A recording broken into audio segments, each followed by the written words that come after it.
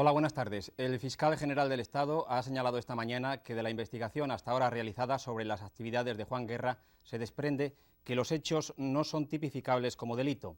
Leopoldo Torres ha efectuado estas manifestaciones junto a los dos fiscales jefes de Sevilla y Cádiz, a los que ha recibido hoy para analizar los pormenores del llamado caso Juan Guerra. Quedan aún pendiente el resultado de la investigación abierta hace unos días en Sevilla a denuncias de Izquierda Unida. La mayoría de los miembros del comando detenido en los últimos días son franceses. Ayudas de 11.000 millones de pesetas para los agricultores y ganaderos de montaña. Desconvocada en Madrid la huelga de la empresa municipal de transportes. Vargas Llosa se perfila como ganador de la primera vuelta de las elecciones peruanas. Graves incidentes en diferentes puntos de España tras la final de la Copa del Rey de Fútbol.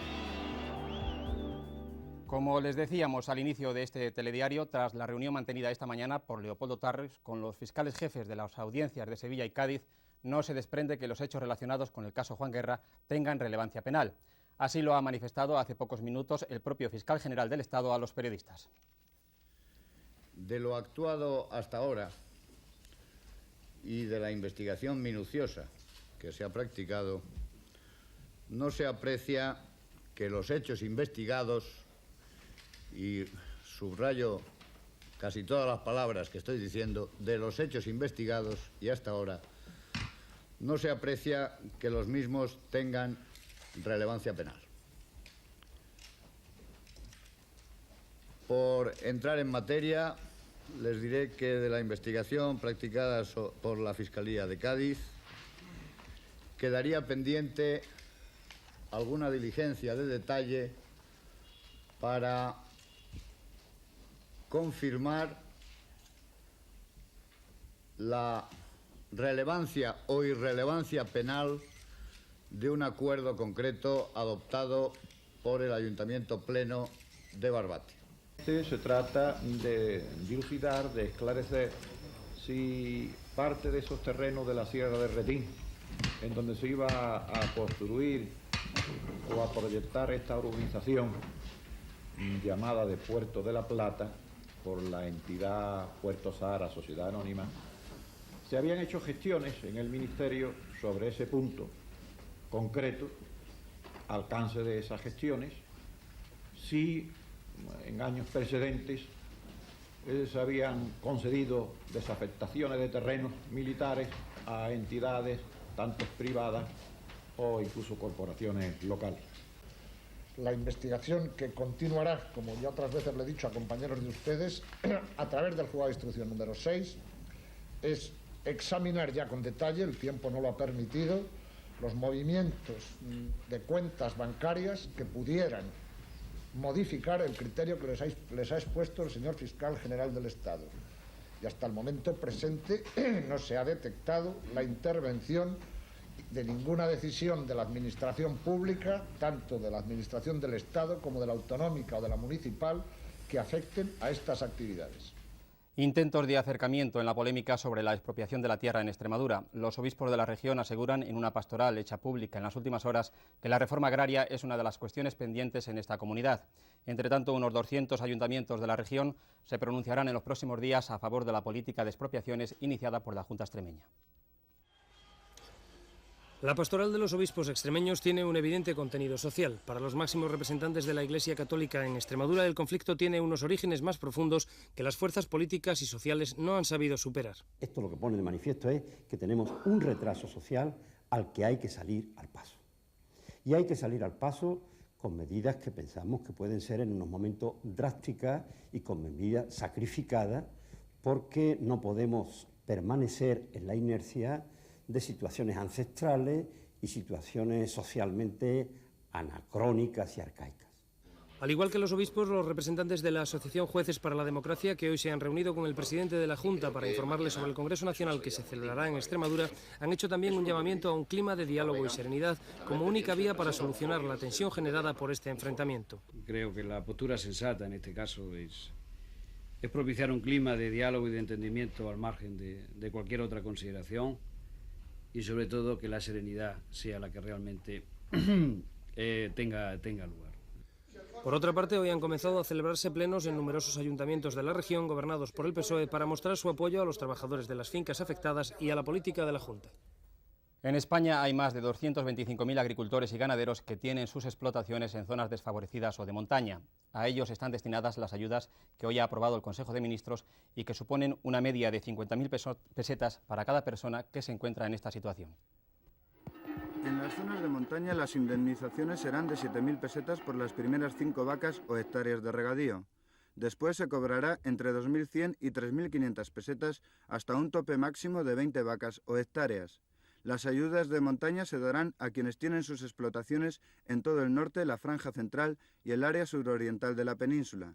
En las zonas despobladas los apoyos son menores, 4.000 pesetas por las primeras 5 vacas o hectáreas de regadío y después entre 1.200 y 2.000 pesetas con el mismo tope de 20 unidades. Las áreas despobladas se centran en Galicia, Castilla y León, Extremadura, Castilla-La Mancha y algunos municipios de Aragón, Andalucía y Navarra. Solo podrán solicitar estas ayudas las familias que obtengan más de la mitad de sus ingresos de la agricultura o la ganadería. Las peticiones se harán entre finales de este mes y mediados de junio en las consejerías de Agricultura de las comunidades autónomas. El Estado dará este año 11.000 millones de pesetas de ayudas para unos 225.000 agricultores y ganaderos que las empezarán a cobrar en otoño. Los sindicatos mayoritarios consideran demasiado genéricas las referencias al pacto sobre competitividad realizadas ayer por el presidente del Gobierno. Argumentan que será la segunda fase de la concertación la que revele las pistas sobre la actitud real del Gobierno en torno a este pacto. Pero me gustaría decir una cosa sobre el tema del pacto de competitividad. Si hay algún modelo que está fracasado y agotado en este país, es el modelo de utilizar el recorte de las rentas salariales, de los salarios, como elemento clave y fundamental para una política de mejora de la competitividad. Eso está fracasado. La propuesta de diálogo era una propuesta muy abierta, en cierto modo nada concreta. Por ello, de ahí no deriva directamente un proceso de negociación de los interlocutores sociales. En todo caso, estará más en el ofrecimiento y la disposición general del Gobierno que directamente derivada de la cuestión de confianza. En Francia continúa la operación policial de desarticulación de un comando de ETA en el País Vasco francés. Hoy ha sido facilitada la identidad de los detenidos, 3 de los cuales ya han sido puestos en libertad. Es probable que en las próximas horas algunos de ellos sean trasladados a París desde las dependencias policiales de Bayona. Esta mañana ha continuado el movimiento intenso de entradas y salidas en la sede de la Policía Judicial de Bayona, donde están siendo interrogados todos los detenidos de las últimas 36 horas. El total de arrestados asciende a 17 personas, ya que esta mañana se ha realizado una nueva detención en San Juan de Luz, pero también hoy otros 3 han sido puestos en libertad. El comisario Broslet, que es quien ha dirigido todas las operaciones, ha confirmado que se ha desarticulado uno de los comandos más importantes de ETA, que contaba con una cierta facilidad de movimientos, ya que todos sus integrantes eran franceses y no tenían antecedentes penales. En los ambientes periodísticos del País Vasco francés se coincide en que este es el golpe más duro contra los etarras en mucho tiempo. Es la primera vez desde varios años que la policía francesa detiene a lo que está considerado actualmente como una red de ETA en Francia. Desde el principio de la operación, 3 policías españoles están en Bayona colaborando con sus colegas franceses y participan especialmente en el estudio de la abundante documentación de ETA que se encontró en 2 maletas descubiertas en una de las 30 casas que ayer fueron registradas. Del análisis del perfil de las personas detenidas, se desprende que no se trata de mercenarios, sino que forman un grupo compacto de personas vinculadas desde hace años al nacionalismo radical en el País Vasco francés, pero que han llevado una doble vida que les ha permitido pasar totalmente desapercibidos.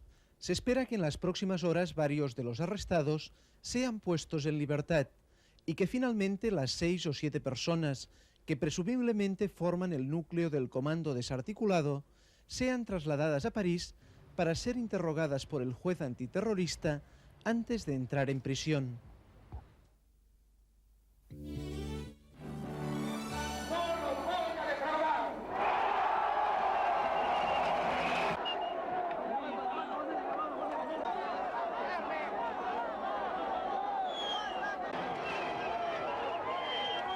Así se expresaba poco antes del cierre de la campaña el candidato de la coalición conservadora Fredemo, el escritor Mario Vargas Llosa. El autor de la Casa Verde aparece en las encuestas como el aspirante favorito, si bien tendrá que acudir probablemente a una segunda vuelta. La campaña para las elecciones, que se celebran el domingo, terminó ayer. Vargas Llosa eligió su ciudad natal, Arequipa, para el cierre de la campaña. Como en los actos del resto de los candidatos, el despliegue policial era abundante. Más de 100.000 efectivos han sido puestos en estado de alerta ante las amenazas de Sendero Luminoso. El candidato de la derecha prometió en su último mitin cambiar la historia del país. El novelista dijo que quiere construir un nuevo Perú, sin violencia, sin lucha de clases y sin privilegios, y expresó su indignación contra los que le acusan de ser el candidato de los ricos, fundamentalmente por su programa económico. Vemos que no son las ideas estatistas, colectivistas, el marxismo, lo que trae justicia social ni desarrollo a los pueblos, es la cultura democrática, que en el Perú se ha aplicado hasta ahora de una manera muy insuficiente. En estos últimos años son sobre todo esas ideas de corte estatista, intervencionista, las que han contribuido a la catástrofe económica que estamos viviendo. El APRA, tras 5 años en el poder, acusa a Vargas Llosa de querer entregar el país a las multinacionales y llama a los electores a evitar que el domingo gane la chamorro local, como denominan los apristas al escritor. La izquierda, dividida en 2 candidatos, lanza también todos sus dardos contra Vargas Llosa.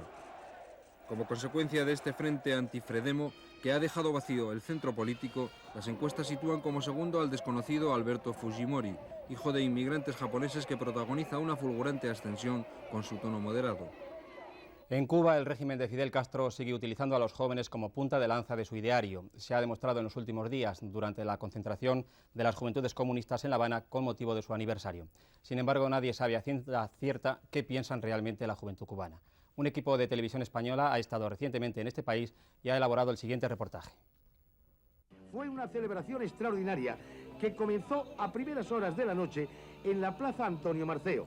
Roberto Robaina, líder de esta organización, después de pronunciar un discurso tosco y barroco, invitó a Fidel Castro a que dirigiera la palabra a los varios miles de jóvenes que asistieron al acto.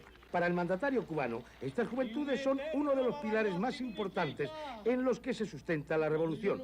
Por esto, Fidel Castro les distinguió con su presencia y con un discurso que cerró con la tradicional consigna patriótica y revolucionaria. Patria o muerte, venceremos. Los jóvenes comunistas de Cuba se concentraron en las calles de La Habana bailando al ritmo caribeño de salsa. También bailaron la moderna lambada. Sin embargo, algunos jóvenes permanecieron impasibles en los jardines o en el muro del malecón de esta ciudad, como si nada fuera con ellos. No todos son coincidencias entre la juventud cubana. Aquí, en la Universidad de La Habana o en las calles de la ciudad, muchos jóvenes no están conformes con la situación y muestran un gran interés por conocer la evolución ideológica y social que se está produciendo en el extranjero, sobre todo en los países del este. Pero ninguno de estos jóvenes se atreve a expresar este interés ni a dar su opinión sobre la situación cubana delante de las cámaras. El Departamento de Seguridad del Estado, que atiende asuntos de carácter político, abrió en el pasado año más de 300 expedientes, según una información del fiscal jefe de establecimientos penitenciarios. Pero lo cierto es que obtener expresiones de adhesión a favor del proceso revolucionario no es difícil entre los jóvenes cubanos. El grado de adhesión popular a la revolución continúa siendo un misterio en este país, donde no existe un muestreo de opiniones independientes.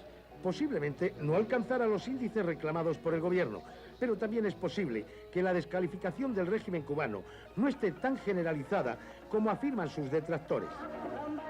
El presidente de la Organización para la Liberación de Palestina, Yasser Arafat, ayudará al líder laborista israelí Simón Peres a formar un nuevo gobierno en su país. Arafat, de visita oficial en Italia, ha recibido del Papa la petición de que excluya de su lucha el recurso a las armas. El presidente de la OLP y Juan Pablo II han hablado en el Vaticano sobre el pueblo palestino, para el que la Santa Sede desea una patria. El Papa ha tratado también con el líder palestino de la cuestión de Jerusalén, ciudad para la que Juan Pablo II quiere un estatuto especial bajo supervisión internacional. Esta ha sido la tercera vez que el Papa recibe a Arafat, lo que ha causado malestar en la comunidad judía. La Embajada de Israel en Roma ha protestado por esta visita del líder palestino a Italia y ha dicho que Arafat no puede ser considerado como un hombre de paz. Ayer, en una reunión con el primer ministro italiano Giulio Andreotti, Arafat señaló que había pedido a los diputados árabes en el Parlamento israelí que votasen a favor del laborista Simón Peres cuando éste presente su gobierno, probablemente el próximo miércoles. El líder palestino afirmó también que estaría dispuesto a entablar con Peres conversaciones de paz sobre el problema palestino. Este problema provocó el pasado mes la crisis del gobierno de coalición en Israel y la caída del conservador Isaac Shamir. El presidente de Mozambique, Joaquín Chissano, que realiza su primera visita oficial a España, ha pedido al gobierno español ayuda financiera y humanitaria para hacer frente a la grave crisis con que se enfrenta su país. Chissano se ha entrevistado esta mañana con Felipe González, con quien almuerza ahora en la Moncloa. El presidente de Mozambique espera que la ayuda solicitada, planteada también al Reino Unido y a Portugal, llegue ahora, cuando su gobierno inicia una política de diálogo con la guerrilla Resistencia Nacional Renamo. El gobierno español tiene un interés especial en Mozambique porque, junto con Angola, es una puerta de entrada al África subsahariana. Cerca de 10 millones de españoles circularán por las carreteras españolas en los próximos días. La operación salida de las vacaciones Semana Santa ha comenzado hace unos minutos, a las 3 de la tarde, con un fuerte incremento de la vigilancia de los agentes de tráfico. Hoy, precisamente, han entrado en servicio 4 nuevos tramos de autovía que contribuirán a aliviar la circulación de vehículos en estas fechas. Los casi 10 millones de personas que esta Semana Santa saldrán de vacaciones en sus coches particulares se encontrarán con 2 novedades importantes. La Ley de Tráfico y Seguridad Vial, que en vigor desde el pasado miércoles, modifica algunas normas del antiguo Código de la Circulación y eleva las sanciones hasta las 100.000 pesetas con retirada del carnet de conducir durante 3 meses. Y los nuevos tramos de autovía, como este entre La Cabrera y Buitrago en Madrid, inaugurado hoy, donde la velocidad máxima continúa siendo de 100 km por hora. Estos tramos, que en conjunto suman 30 kilómetros, se sitúan en puntos hasta ahora muy conflictivos que durante las vacaciones registran un gran incremento de la circulación. Son en la Nacional 1 entre La Cabrera y Buitrago, en las Nacionales 2 y 4, las circunvalaciones de Algora y Tembleque y la de Villena en la Nacional 330. Con ellos son ya casi 1000 los kilómetros de autovía que tiene nuestra red viaria. Las mayores receptoras de turismo durante estos días serán las comunidades de Andalucía, Valencia, Aragón, Castilla y León, Galicia y Euskadi. También son muchos los españoles, especialmente entre 45 y 64 años, que salen al extranjero. Según datos de la Secretaría General de Turismo, el pasado año viajaron fuera de España por estas fechas 1,5 millones de personas. Francia, Italia, Portugal, Marruecos y Túnez fueron los destinos preferidos. Para quienes viajan en turismo, tanto por el interior como a otros países, la Dirección General de Tráfico recomienda realizar previamente una revisión del vehículo con especial atención a los neumáticos, frenos y luces, además de iniciar el viaje descansado, evitar las comidas copiosas y no tomar alcohol. Los consumidores se oponen al intento de subir los seguros de los coches en un 20% como pretenden las compañías. Las organizaciones de usuarios estiman que el incremento de las pólizas no debería superar el 8%. En España el precio del seguro del automóvil es más barato que en el resto de la comunidad. Sin embargo, no ofrece las mismas indemnizaciones y ha subido casi un 60% en los últimos 3 años.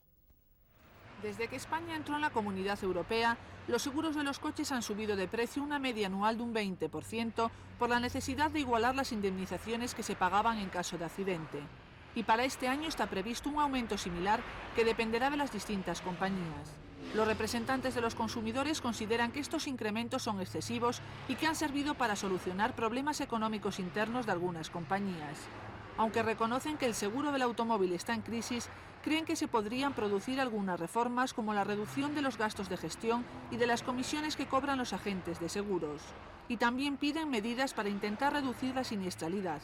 La Unión de Consumidores ha efectuado un estudio que demuestra que los seguros obligatorios de coches españoles son los más baratos de Europa, aunque matiza la UCE que en España se pagarán menos indemnizaciones hasta 1996 y la renta per cápita es más baja. Por término medio, un seguro de coches cuesta en Europa 58.000 pesetas. En España, dependiendo del modelo del coche, entre 36.000 y 42.000. Los que más se aproximan a los nuestros son los de los Países Bajos, que están entre 37.000 y 65.000 pesetas, y los más caros son los alemanes y noruegos, que pagan entre 57.000 y 117.000. La Unión de Consumidores cree que este año no deberían subir los seguros más de un 8% y van a iniciar conversaciones con los representantes de las compañías y la Administración para intentar llegar a un acuerdo. Los autobuses han vuelto a las calles de Madrid después de 22 días de huelga. Los empleados de la empresa municipal de transportes han decidido regresar al trabajo esta misma mañana. En el transcurso de una asamblea celebrada hoy, los empleados han decidido por unanimidad aceptar el diálogo con la empresa y el ayuntamiento. Volverán también al trabajo los controladores de aparcamientos urbanos, que asimismo habían secundado esta huelga al ser trabajadores de la MT. Los autobuses, pues, circulan ya en estos momentos por las calles de Madrid.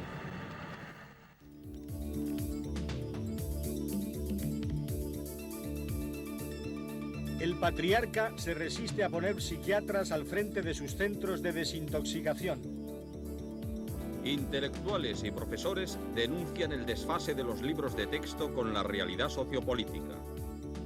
2 muertos y 18 heridos, saldo de los incidentes ocurridos anoche tras la final en Valencia. Y premio millonario en la lotería primitiva. 1.200 millones de pesetas cobrará el único acertante que selló su boleto en esta administración de Redondela, Vigo. Los acertantes de 5 números más el complementario percibirán cada uno casi 8 millones de pesetas. Los de 5, 625.000, 13.000 los de 4 y 1.000 los de 3. Esta fue la combinación ganadora: 5, 20, 23, 40, 42 y 46, con el número 31 como complementario. Se calman los ánimos en la polémica que enfrenta el Patriarca, organización dedicada a la rehabilitación de toxicómanos, con la Administración. Los responsables del Patriarca están dispuestos a cumplir las normas vigentes sobre centros de desintoxicación. Sin embargo, no aceptarán el modelo asistencial que aconseja el Plan Nacional sobre Drogas. Miembros del Patriarca y representantes del Plan Nacional sobre Drogas acercaron ayer sus posiciones en la reunión que tuvo lugar en el Ministerio de Sanidad en Madrid. Queda un obstáculo que parece insalvable. Es absurdo que se intente imponer un modelo como que es el modelo que tiene el éxito en la rehabilitación de toxicómanos, que es un modelo a base de psiquiatras y de psicólogos. El Patriarca, que se ha manifestado en los últimos días en diversas ciudades, quiere hacer una auditoría para poner en claro su situación económica y fiscal. Ayer mismo, el juez ponía en libertad condicional, con una fianza de 250.000 pesetas para cada uno, a 3 monitores de la Asociación Detenidos en Mallorca, acusados de retención ilegal y coacciones. Santiago de Torres, del Plan Nacional sobre Drogas, ha manifestado que un hecho parecido se podría repetir en un futuro si el Patriarca no cumple toda la normativa vigente en las autonomías. La norma está publicada en los diarios oficiales de las comunidades autónomas. Para seguir trabajando en nuestro país habrá que irse adecuando a esas normas. Lógicamente que no se ha hecho una política inmediata de hoy para mañana, pero habrá que dejar unos plazos para que las entidades, como han hecho otras ya, vayan adecuándose a esas normas y consigan trabajar en nuestro país con todos los, digamos, reglamentos y fundamentos de forma ordenada. El Patriarca tiene 63 centros en toda España y asegura que un 60% de los drogadictos se desenganchan bajo su terapia. El Patriarca dice a la Administración, dice a quienes la critican: si tú no me apoyas, si tú no me avalas, yo pongo en la calle a estos toxicómanos. Esto genera una situación de ansiedad, crea un teórico conflicto. Sobre todo el Patriarca se utiliza a los padres de toxicómanos para presionar a quien sea, y esto produce una reacción de introspección de la propia Administración que no actúa como debería de actuar. El periodista Pep Rodríguez, experto en organizaciones que tratan el tema droga, habla de 2 épocas en el Patriarca. Una primera más transparente, con resultados positivos, y otra segunda en donde prima el simple negocio. Rodríguez cree que mucha gente de buena fe apoya al Patriarca basándose en los primeros años. Mientras el gran caballo de batalla sigue siendo la eficacia real de sus métodos, médicos de la sanidad pública están enviando a toxicómanos a la asociación. Los libros de texto, muchos libros de texto, no reflejan la realidad social y política de España. A esta conclusión han llegado un grupo de intelectuales y profesores de prestigio que estudian en Barcelona la mejor forma de corregir esta situación. La poca información sobre la literatura de las diferentes comunidades es una de las principales carencias detectadas en estos libros. La revolución industrial en España apareció en Huelva y no en Cataluña, como sabe todo historiador. Rosalía de Castro escribía en castellano y no se le reconoce como la gran escritora gallega, figura del romanticismo junto a Bécquer. El comercio con América enriqueció a España, pero no se explica que estuvo prohibido a todos aquellos que no fuesen castellanos, como catalanes o vascos. Las literaturas gallega, vasca o catalana son calificadas, no se sabe bien por qué, de peculiares. Estas son algunas de las explicaciones incorrectas que hoy siguen apareciendo en los manuales escolares. Incluso se falsea la historia. Los libros de texto, tal como enfocan la historia española en su conjunto, pues son muy defectuosos, no se adaptan a lo que debe ser el reflejo de la realidad española en la historia. La mayoría de los libros de texto actuales están redactados sobre programas realizados hace 10 o 15 años. El grupo de intelectuales reunido en Barcelona quiere aprovechar el debate sobre la reforma educativa para que los libros de la nueva escuela introduzcan la España real, es decir, aquella donde hay diversas culturas y lenguas. Gran parte, si no todos, los problemas que hoy tenemos son problemas que nacen, que son fruto de la ignorancia y del desconocimiento mutuo, y un poquito también de la incultura.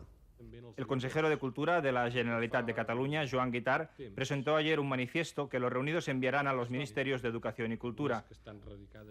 Los incidentes ensombrecieron la gran fiesta del fútbol que se vivió anoche en Valencia. Una reyerta entre aficionados en Palma de Mallorca acabó con 2 muertos. En Barcelona, mientras tanto, la fiesta que se organizó en las Ramblas para celebrar la victoria finalizó con 18 heridos. 8 personas fueron detenidas. El incidente que acabó con la muerte de 2 personas comenzó, según la hipótesis que baraja la policía, a consecuencia de una discusión sobre el partido Barcelona-Madrid. El incidente se produjo sobre la 1:15 de la madrugada entre los ocupantes de vehículos que llevaban distintivos de sus respectivos equipos. El presunto homicida, del que la policía solo ha facilitado las iniciales, agredió con una navaja a los hermanos José Antonio y Jesús Lago. Estos fueron trasladados al Hospital de Sondureda de Palma de Mallorca, donde ingresaron ya cadáveres. Horas antes, en Barcelona, unas 3.000 personas habían celebrado la victoria de los azulgrana. Desde poco después del partido, los alrededores de las Ramblas se fueron llenando de aficionados que deseaban manifestar de modo cívico su satisfacción. Petardos, cava y gritos de júbilo se sucedieron a lo largo de 3 horas. Pero fue a partir de la 1 de la madrugada cuando empezaron los incidentes. Una vez que la mayoría de aficionados se habían marchado, un grupo de unos 200 incontrolados, ya habituales en este tipo de celebraciones, iniciaron los altercados. Montaron barricadas, rompieron cabinas telefónicas y farolas, quemaron contenedores y apedrearon los escaparates de los comercios cercanos. A raíz de los hechos intervinieron efectivos de la Guardia Urbana y la Policía Nacional. El resultado fue de 8 personas detenidas que hoy pasarán a disposición judicial. También hubo 18 heridos, 5 de los cuales eran policías. En otras ciudades catalanas también hubo incidentes. En Vic, después del partido, unas 400 personas se concentraron en el centro de la población y se enfrentaron con la policía, que detuvo a 4 personas. Al margen de estos hechos aislados, en la mayoría de ciudades catalanas hubo celebraciones sin ningún tipo de incidentes. La otra cara de la moneda la ofreció el Real Madrid a su llegada a la capital pasada las 12 del mediodía. Un regreso marcado por las polémicas declaraciones del defensa Chendo, quien al finalizar el partido señaló que la Copa la habían ganado unos que no eran españoles. Chendo matizó que se había referido solamente a un sector del público. No toda la afición, yo me refiero a ese sector de público que está insultando a España. Simplemente me refiero que me daba pena que le ofreciese un trofeo ahora tan valioso como es la Copa del Rey a esos señores que están insultando a España, como diciendo España a sufrir, españoles puntos suspensivos. Entonces pues me duele. Por su parte, el presidente del Real Madrid, Ramón Mendoza, manifestó que deseaba conocer las declaraciones de Chendo antes de pronunciarse sobre las mismas. Con la expectación prevista comenzó ayer el Máster de Augusta de Golf, el torneo más elitista y prestigioso del mundo. El viento que se levantó en la primera jornada no permitió lucirse a los españoles Ballesteros y Olazábal. El Masters comenzó con sorpresas. Mike Donald, debutante en el torneo, se colocó como líder al cubrir el recorrido de Augusta con 64 golpes, a 1 del récord del campo. John Houston, otro debutante, firmó 66 y es segundo a 2 del líder. Estos hombres tuvieron como ventaja la complicidad del buen tiempo que acompañó a quienes salieron por la mañana, mientras que por la tarde el viento puso en su sitio al campo, endureciendo los greens que castigaron a quienes tuvieron que salir a esas horas. Entre ellos Severiano Ballesteros, que estuvo bajo el par en la mayor parte de su recorrido, pero fue víctima del green del 16, en el que hizo 4 putts para acabarlo con doble bogey, al que siguió otro bogey en el 18. Finalmente Ballesteros entregó una tarjeta de 74 golpes. Mejor suerte corrió el otro representante español, Chema Olazábal, que después de sufrir en la primera vuelta, que concluyó con 1 por encima del par, logró recuperarse con un birdie en el 15 para una tarjeta de 72 golpes, el par del campo. Y llegamos así al final de este telediario. Nos despedimos con el deseo de que tengan un feliz descanso quienes inician hoy las vacaciones de Semana Santa. Nosotros volveremos después del fin de semana. Ya saben que tendrán más noticias en próximas ediciones de Telediario y en los boletines de Radio Nacional. Feliz fin de semana y hasta lunes.